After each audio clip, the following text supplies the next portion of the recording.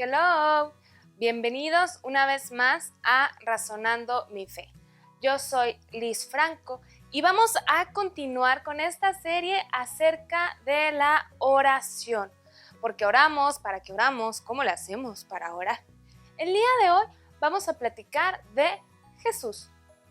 ¿Qué caray? ¿No queda la oración? Pues muy fácil. Jesús será nuestro ejemplo a seguir al momento de orar. Él ya lo hizo primero y lo hizo muy bien. Vamos a ver cómo Él nos los enseña con sus prédicas y también con su ejemplo. Él es el modelo perfecto de oración. No hay mejor persona a la quien podamos acudir para que nos enseñe a orar. Vamos a ir agarrando un poquito de varias citas bíblicas para ir meditando cómo era la oración de Jesús o cómo nos invita Él a que sea nuestra oración y a ver si agarramos tips, que yo esperaría que sí, para ponerlos en práctica. Primero, la oración es un diálogo, no es un monólogo. Yo hablo, hay un mensaje, Dios escucha, Dios responde, hay un mensaje, yo escucho. Esto es un círculo, no es nada más de aquí para allá, también es de regreso. Y lo vemos en el bautismo de Jesús.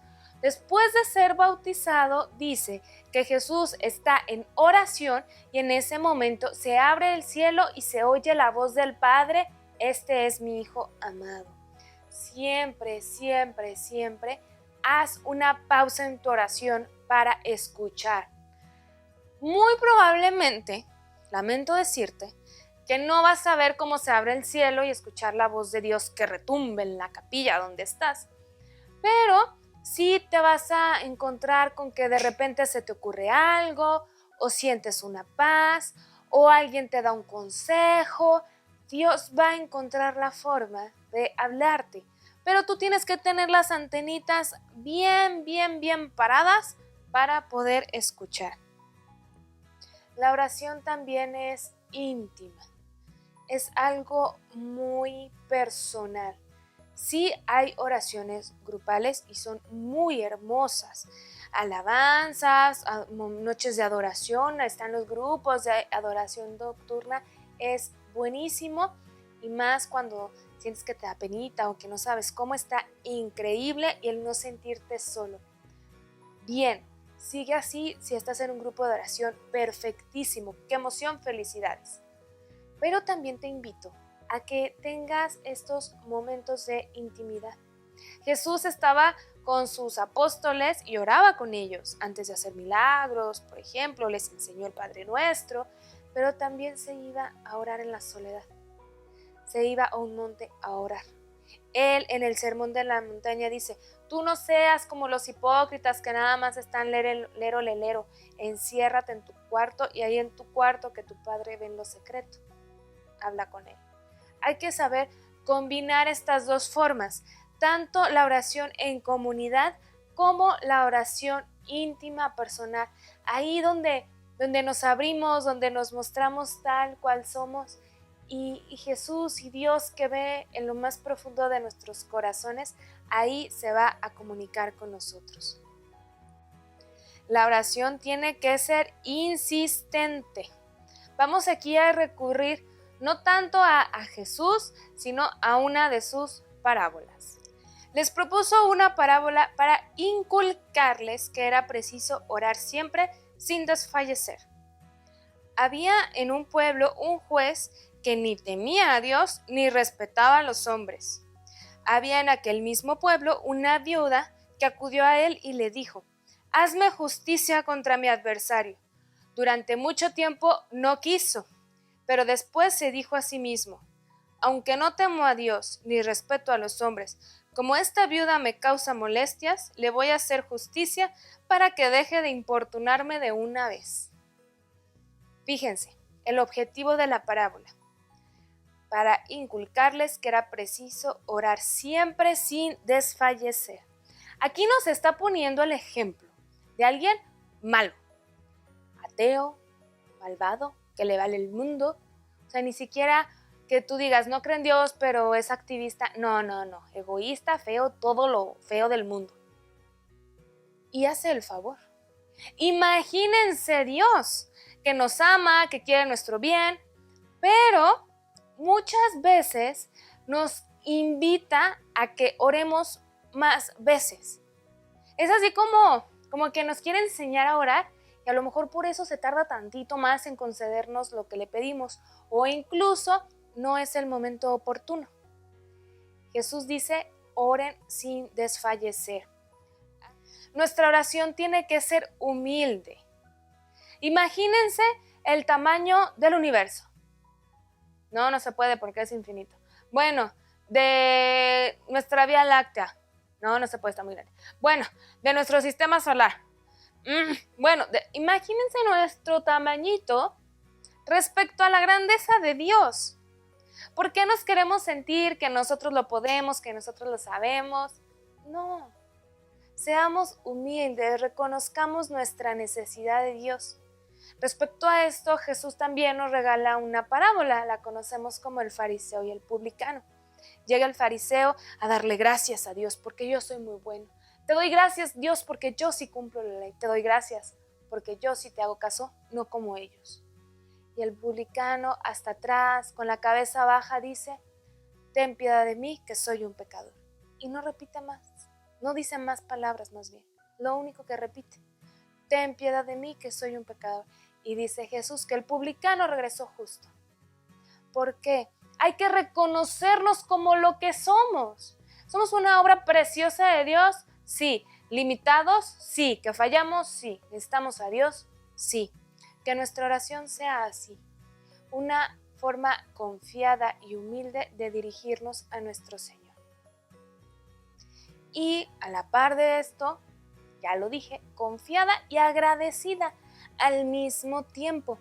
Tenemos que estar seguros que Dios nos está escuchando y dar gracias de antemano. Antes incluso de saber si, por ejemplo, es una petición, si nuestra petición va a ser concedida tal cual la pedimos. Estar con la firme convicción de que Dios nos está escuchando y nos está tomando en cuenta porque así es. Esta sí es de Jesús y para no cambiarle las palabras se las voy a leer tal cual. El contexto es la resurrección de Lázaro. Acuérdense que le avisaron a Jesús que su amigo Lázaro estaba muy enfermo y en lugar de Jesús pegar carrera, todavía se espera. Y se va con la calma y la pachorra, pues cuando llega, pues ya había muerto Lázaro. Y no solo eso, ya llevaba días. Tan es así que dicen, no abras el sepulcro porque ya huele mal. Imagínense el velorio, todos llorando a moco tendido, incluso Jesús también entristecido, cuando Jesús va a pronunciar esta oración. Padre, te doy gracias por haberme escuchado. Bien sé que tú siempre me escuchas, pero lo he dicho por estos que me rodean, para que crean que tú me has enviado. Te doy gracias porque siempre me escuchas, por haberme escuchado. O sea, todavía no hace la oración y Jesús sabe que Dios ya lo escuchó. Cuando tú rezas es pues a ver chicle y pega o con esa confianza y convicción de que Dios te escucha, te abraza, te apapacha y te concede lo que necesitas. Probablemente no exactamente lo que le pides, pero sí muchísimo más y muchísimo mejor. Porque nosotros en nuestro limitado ser pues pedimos cosas limitadas y Dios en su infinito ser da cosas infinitas. Fíjense esto, te doy gracias por haberme escuchado.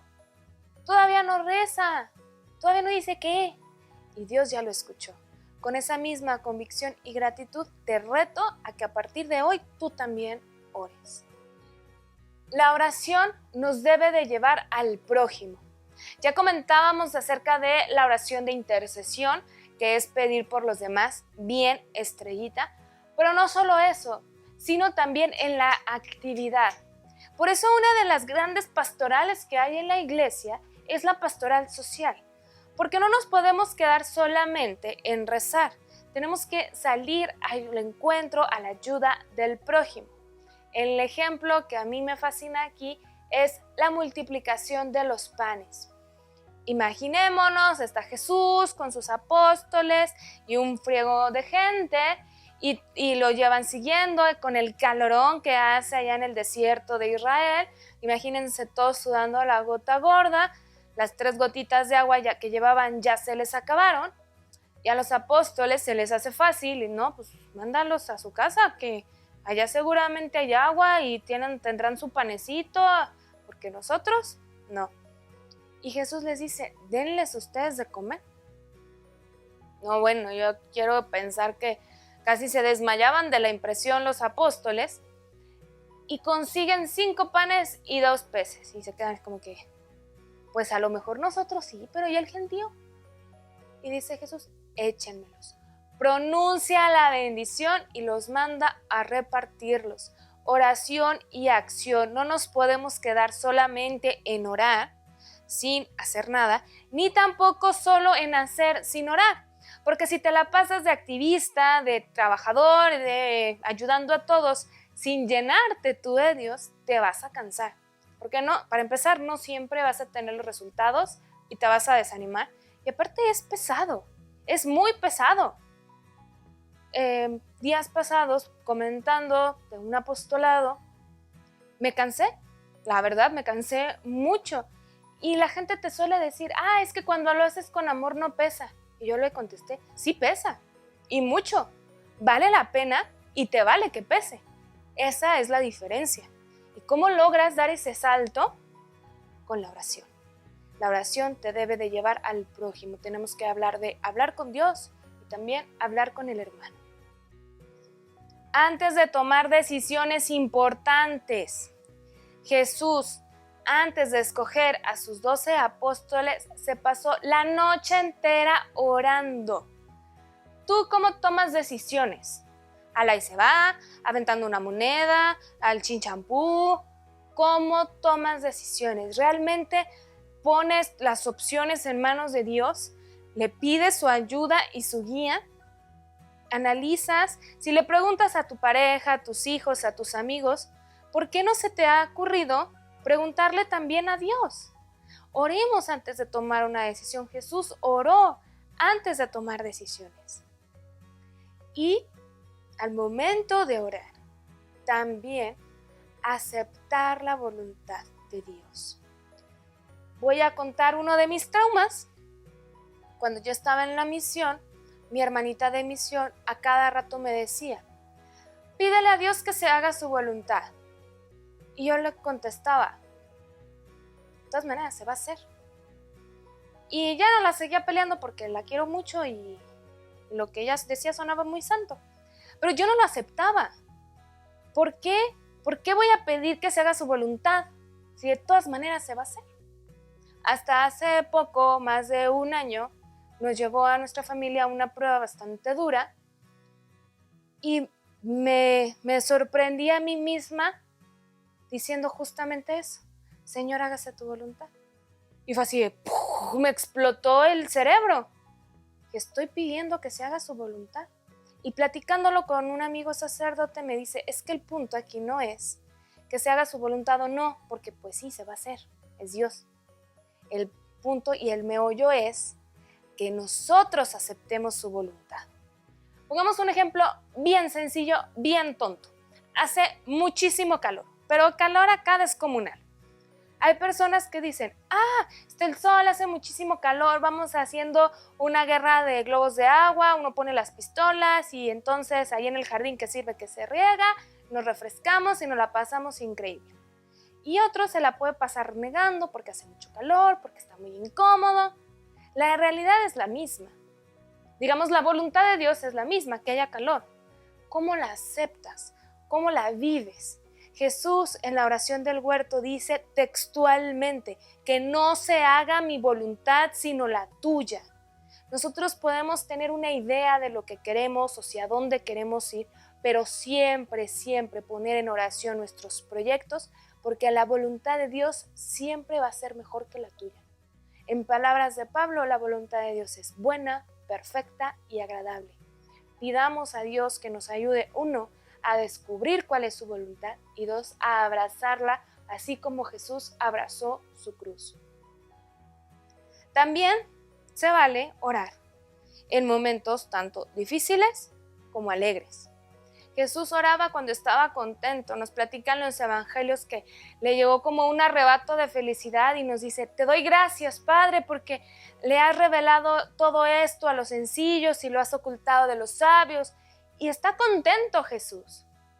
Y también ora cuando está en la cruz. Pide perdón por sus verdugos, recita un salmo, encomienda su espíritu. No solamente oremos cuando las cosas más van bien y tenemos chance, o cuando van mal y necesitamos ayuda.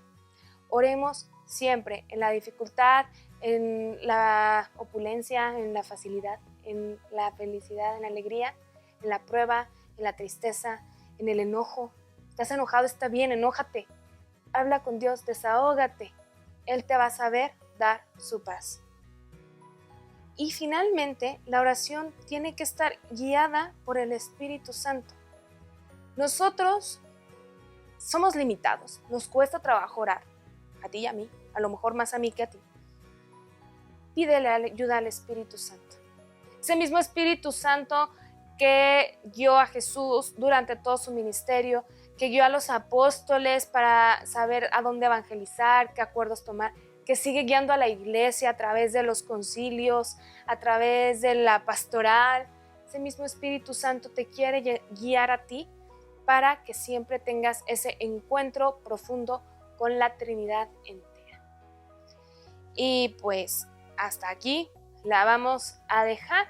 Espero que este recorrido muy express por las experiencias de oración de Jesús te ayuden a tú también tener una experiencia más profunda y más rica de oración. Yo soy Liz Franco, esto fue Razonando mi Fe y recuerda, razona, cree, ama y contempla.